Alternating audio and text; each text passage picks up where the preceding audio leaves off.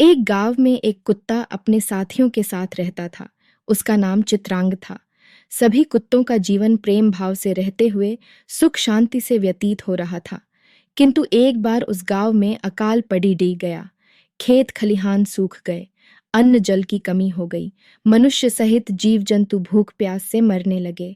इस स्थिति में चित्रांग दूसरे देश चला गया। दूसरे वहां उसे एक धनी स्त्री का घर मिला जो बहुत लापरवाह थी। प्रायः उसके घर का दरवाजा खुला रहता था और चित्रांग वहां घुसकर विभिन्न प्रकार के पकवान छककर खाता था। भोजन की उसे वहां कोई समस्या नहीं थी, किंतु जब भी वह भोजन करके उस घर से बाहर निकलता तो गली के अन्य कुत्ते ईर्ष्यावश उस पर हमला कर देते और अपने नुकीले दांतों के वार से उसे घायल कर देते। कुछ दिन तो भोजन के कारण चित्रांग किसी तरह वहां रहा, किंतु अपने ही वंश भाइयों का ईर्ष्यापूर्ण व्यवहार उसे रास नहीं आया। उसने सोचा कि इससे तो मेरा हव ही अच्छा है।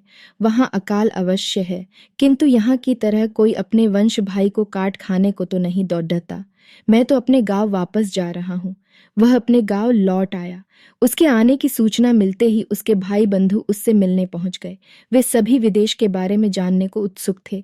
वे पूछने लगे, भाई, हम सभी जानना चाहते हैं कि वह स्थान कैसा था, वहां के लोग कैसे थे, उनका व्यवहार कैसा है, कैसा भोजन तुम वहां खाते थे, हमें पूरी बात विस्तार से बताओ। चित्रांग बोला, बंधुओं, उस नगर के बारे में तुम्हें क्या बताऊं। वहां स्त्रियां बहुत लापरवाह होती हैं, अपने घर के दरवाजे खुले छोड़ देती हैं, जिससे वहां आसानी से भोजन करने का अवसर मिल जाता है।